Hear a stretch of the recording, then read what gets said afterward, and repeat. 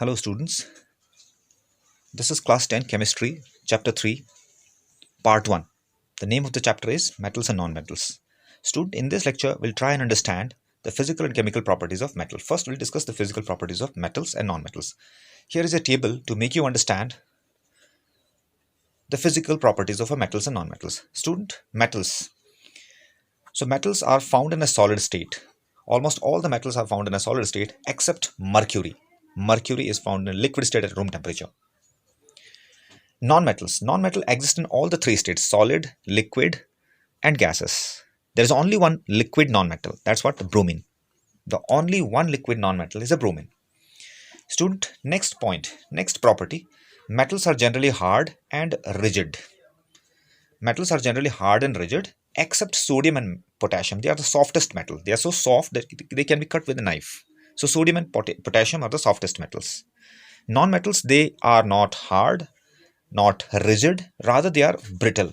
Brittle means it's a property of a substance which on hitting hard, they split, they shatters into pieces. So that's what the brittleness. So except diamond. Student, diamond is made of a carbon. So we can say carbon in the form of a diamond. That's the hardest substance known among the non-metals.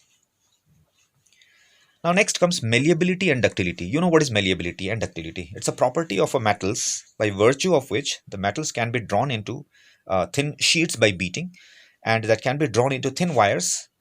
That property is called a ductility. So malleability means we can draw a metal into thin sheets. That property is a malleability. If we can draw metal into thin wires, that property is ductility. So malleability and ductility, that's the property of a metals. But non-metals, they are neither malleable nor ductile, but they are brittle. So brittle means something, if you hit hard, it will break into pieces. That's what the brittleness. So brittleness is especially for the solid non-metals. Now, another property. Metals, they are good conductor of heat and electricity, but the exception is there, poor conductors. Lead. So Pb, lead, and Hg, that's a mercury, they are the poor conductor of electricity. Now, non-metals, generally they are bad conductor except graphite. Student, graphite is made of a carbon again. So carbon in the form of a graphite, it's a good conductor. So among the non-metals, graphite is a good conductor. Now next comes lustrous and sonorous. Lustrous means having shine. When light falls on the metallic surface, they start reflecting the light. So they shines. So that property is called a lustrous. And sonorous is ringing sound. When you hit the metallic surface hard, it will produce a ringing sound. That sound producing property is called a sonorous. So metals have these properties, lustrous and sonorous. Non-metals, they don't have that luster. No luster property among non-metals except iodine. Iodine is the only non-metal which have that shining property, lustrous property. Next comes melting point and boiling point. Among metals, metals have a very high melting point and boiling point except cesium. Cesium and gallium. Students, cesium and gallium are those metals which have a very, very low melting points. Exceptional cases. The melting point is so low that these metals can melt even with our body heat. And among non-metals generally they have a low melting point and boiling point except diamond again. Diamond, it's made of a carbon. So diamond have a very high melting point. Next property, student, metals form basic oxides. Metal forms basic oxides. Say suppose if I take example of sodium oxide, so it's a metallic oxide, it's a basic in nature. So generally metal oxides are basic in nature. Non-metallic oxides are acidic in nature. Suppose carbon dioxide, it's a non-metallic oxide. So this is acidic in nature. So student, these are the physical properties of metals and non-metals. Student, here we have a chemical properties. These are the some of the general properties that is followed by almost all the metals. So metals on combining with oxygen gives us metal oxides. Almost all the metals on combining with oxygen gives us metal oxide. Metal on reacting with water gives metal oxide plus hydrogen. And some of the metals, they further react with water to give us metal hydroxides. Metal plus acid on reacting gives salt plus hydrogen. And metal A plus salt solution of a B gives salt solution of B plus metal A. Student, this is displacement reactions. We've discussed about the displacement reactions in our first chapter. So this is nothing but a displacement reaction. And this is also a category of a displacement reaction only. We have discussed about this displacement reaction. This reaction uh, is those reaction or this reaction is applicable for those metals which are above hydrogen in the reactivity series. These reactions will not take place in case of a metals below hydrogen in the reactivity series. And metal plus water gives metal oxide plus hydrogen, and metal oxide further may react with water to give us metal hydroxide. If the metals are highly reactive, they prefer to further react with water to give us metal hydroxide. But if the metals are non-reactive, or we can say less reactive, they react with water to give us metal oxide, and they will not further react to give us metal hydroxide. So suppose first example, say metal plus oxygen gives metal oxide. Let's take suppose magnesium plus oxygen. Magnesium on burning gives us magnesium oxide. So almost all the metals on combining with oxygen gives us magnesium oxide. And you know, student, this is metallic oxides, and as I mentioned, metallic oxides are basic in nature. So this is basic nature. This oxide is of basic nature. Now let's take the second example. Metal on reacting with water gives metal oxide. Metal on reacting with water gives metal oxides. Say suppose I have potassium plus water. Now potassium plus water gives potassium hydroxide plus hydrogen. Student, potassium being very reactive will react with water to give metal oxide first, and metal oxide further react with water to give us metal hydroxide. So this is the overall reaction. Student, this reaction, this important reaction, because this is highly exothermic reaction. This reaction is highly exothermic and explosive also. Why explosive? Because the heat generated in this reaction is so high, the heat generated is enough to burn the hydrogen gas, and you know hydrogen gas have explosive nature. So the moment this reaction occurs, a huge amount of heat energy is released. The heat energy burns the hydrogen gas, and explosion takes place.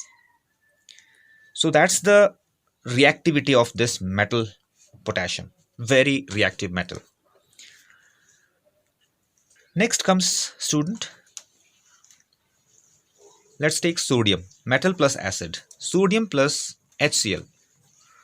Now metal plus acid gives salt, NaCl plus hydrogen. Now this reaction is a displacement reaction. This is possible because if you compare the reactivity of a sodium, sodium is at the top of the reactivity series. So that's why this reaction is possible. But suppose if this reaction is given, copper plus HCl.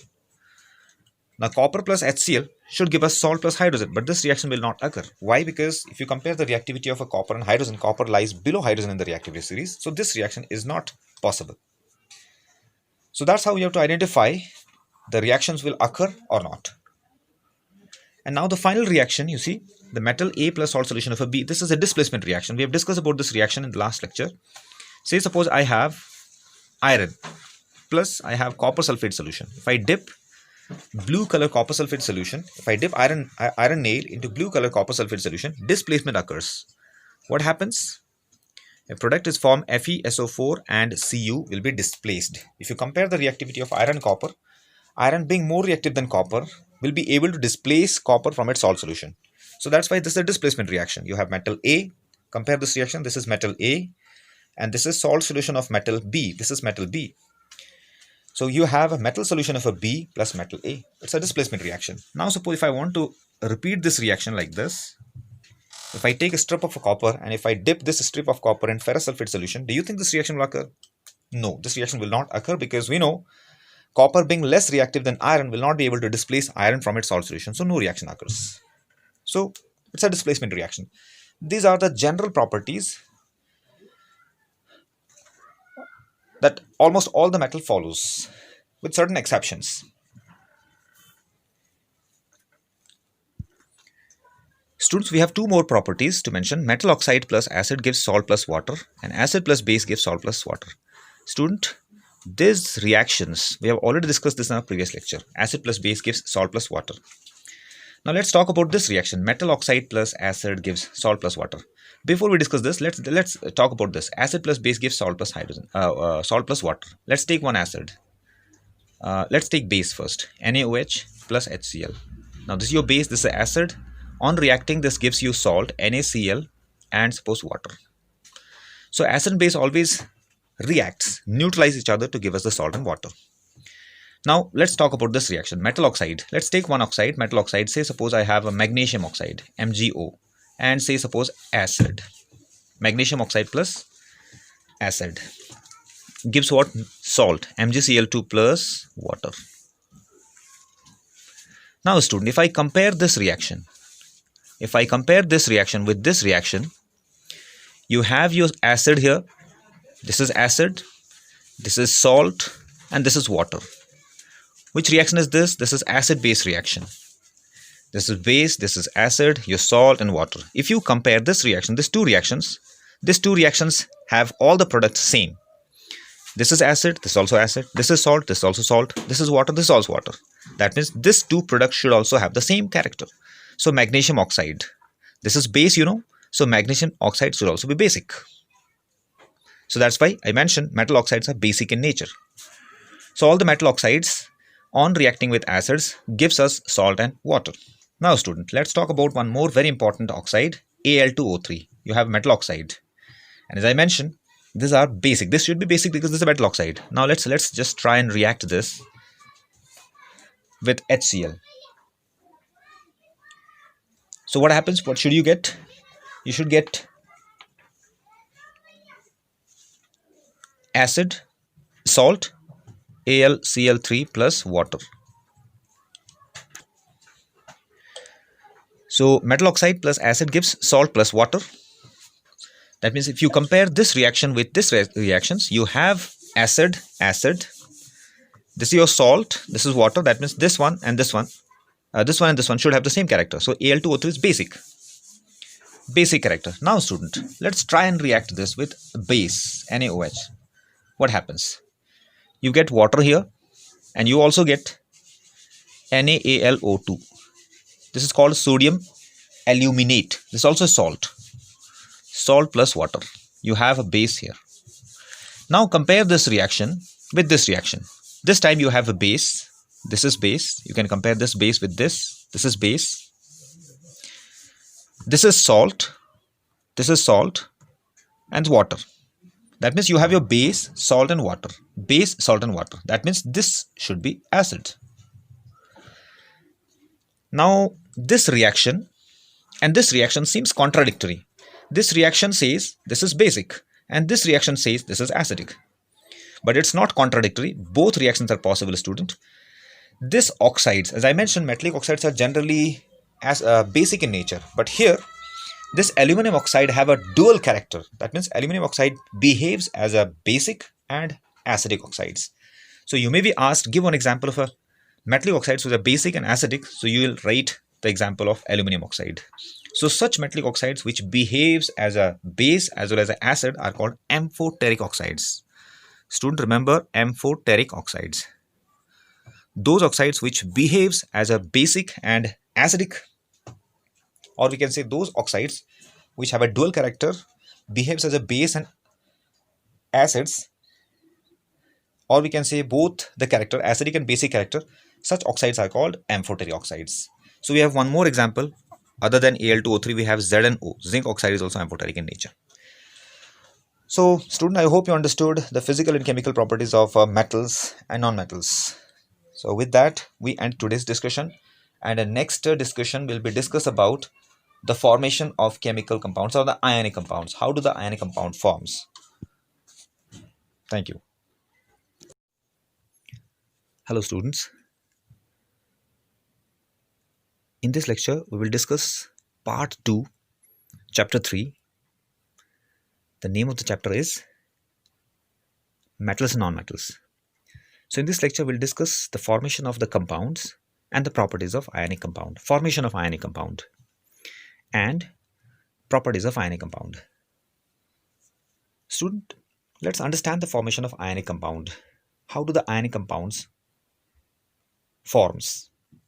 Now to understand, let's take the example. We have a sodium atom here. The electronic configuration of sodium is 281. We have another atom of a chlorine, 287. Configuration is 287. Now student, you know the metal atoms, they tends to lose electrons. They prefers to lose the electrons. Now sodium atoms wants to lose one electron. So if this sodium atom loses one of its electrons, So it will be left with one positive charge and gets the configuration 2,8. Now chlorine atom have a 7 electron. Now chlorine wants 1 electron to complete its octet. So if chlorine gets 1 electron, the chlorine will get the negative charge and the configuration will be 288. Now sodium will lose its electron if someone is there to accept it, and chlorine will gain 1 electron if there is someone who can give chlorine 1 electron. So when this sodium and chlorine come together, come close, they can fulfill their needs. Sodium will lose one of its electron to chlorine. Student, here we have shown this sodium symbol and a dot. Now this dot indicates the electron present in the valence shell. You can see in this valence shell, the last shell, only one electron is there. So this one electron is drawn here. This is called a dot structure. Dot structure of a sodium is this. Now if I want to draw the dot structure of a chlorine, it will be drawn like this. You have a chlorine here. You'll be drawing the number of electrons present in the valence shell all around the symbol. So we have 7 electrons. So we'll be drawing 7 dots around the chlorine. You can draw the cross also just to differentiate the number of the electrons of a sodium and chlorine. So we have drawn here cross. We can write the dots also. So we have 7 electrons in the chlorine's valence shell. So we'll write 1, 2, 3, 4, 5, 6, 7. Now if I place them close, sodium will lose one of its electron, or we can say sodium will donate one of its electron to chlorine. So if sodium loses one of its electron, sodium gets the octet 2,8. If chlorine gets 1 electron, chlorine also gets the octet. That means both will be satisfied by donating and gaining, by losing and gaining electrons. Now if sodium loses one of its electrons, sodium gets the positive charge, and if chlorine gets 1 electron, chlorine gets the negative charge. So once these two atoms gets the positive and negative charge, so we know the unlike charges attract each other. So this plus charge and minus charge, between these two charges, opposite charges, electrical interaction, electrical attraction develops. Because of this electrical attraction, these two ions attract each other. We can say that a force starts developing between the two, which holds them together. And that's how this compound sodium chloride is formed. So the force which holds these two charged particles together is called an ionic bond. Ionic bond. And the compound where ionic bond is present, such compounds are called ionic compounds. So sodium chloride is an ionic compound. Let's try and understand this with one more example. It's a magnesium chloride, student. Magnesium have a configuration of a 2,8,2,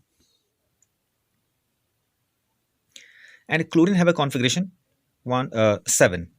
Chlorine have a configuration of a 7. Student, magnesium configuration is 2,8,2. Chlorine's configuration is 2,8,7. Now magnesium wants to lose 2 electrons. It's 2 electrons to attain the octet, to achieve the octet. And chlorine wants to gain 1 electron to achieve the octet. Now if I want to show the formation of the ionic compound, then we have to draw the dot structure first. So we have a magnesium with the 2 dots. Now this is 1 dot, this is another dot. These are the electrons present in the valence shell. You can see the magnesium have a valence shell, valence electron 2. So these 2 dots means 2 electrons of a magnesium. Now chlorine have a valence shell electron 7. So 1, 2, 3, 4, 5, 6, 7. See, chlorine needs only 1 electron, but magnesium will lose 2 electrons. So magnesium will not give 1 electron to satisfy chlorine and itself remaining unsatisfied. So that's why 2 chlorine atoms is needed, so that magnesium loses 1 electron to each of them. So 1 is given to chlorine first, another electron is given to chlorine second. So that's how. So magnesium, by losing its 2 electrons, 2 positive charge develops, and by gaining 1 electron by chlorine atom, 1 negative charge develops. So this formation is shown here. So magnesium gets plus 2 charge and chlorine gets 1 negative charge. So we have a 2 chloride ion and magnesium ion. So plus 2 charge and minus 2 charge. Minus 2 charge. This is minus 1, this is minus 1, minus 2 charge. So equal and opposite charge, again electrical interaction develops. So because of this, electrical force of attraction holds them together. Means between these two ions, ionic bond develops. So that's an ionic compound, magnesium chloride. Magnesium chloride is formed, MgCl2. This is how the ionic compound is formed, student. Now student, let's move on to understand the properties of ionic compound. So some of the important properties of ionic compounds are, first one, physical state or physical nature. So ionic compounds are solid, they are hard and brittle. That means when you hit this solid substances, they shatters into pieces. So that's what the physical nature. They are solid, hard and brittle. Next point, melting point and boiling point. Ionic compounds have a very high melting point because of strong inter-ionic force of attraction. Now let's take the example of a sodium chloride, NaCl. You know, sodium chloride, Na plus and Cl minus. We know there is a force of attraction which is electrical in nature. Being very strong, this is what we mean by the inter-ionic. Inter-ionic means the force between the ions. So this force between the ions being electrical in nature, it's very strong. Now if I want to melt this, we have to overcome this electrical force which is very strong. So we have to heat them strongly. That's why the melting point is very, very high. So melting point and boiling point. Because of strong inter-ionic force of attraction, the ionic bond have a very high melting point. Now next comes solubility. Ionic compounds are soluble in water, but insoluble in other solvents such as kerosene, petrol, etc. Next property is conduction of electricity. Student, ionic compounds are bad conductor in their solid state. When they are in their solid state, they are bad conductors. But if we melt them or if we make a solution of the ionic compounds, so in their molten state and in their solution, when they are in their solution, they are good conductors. Now, why this is so? When they are in the solid state, you can see suppose sodium chloride solid. Now, when they are in their solid state, they are not separated. The charged particle is not free to conduct the electricity. But suppose when we melt them or when we make a solution of the ionic compound, what happens? The charged particles becomes free. Because the charged particles are free, they are free to conduct electricity.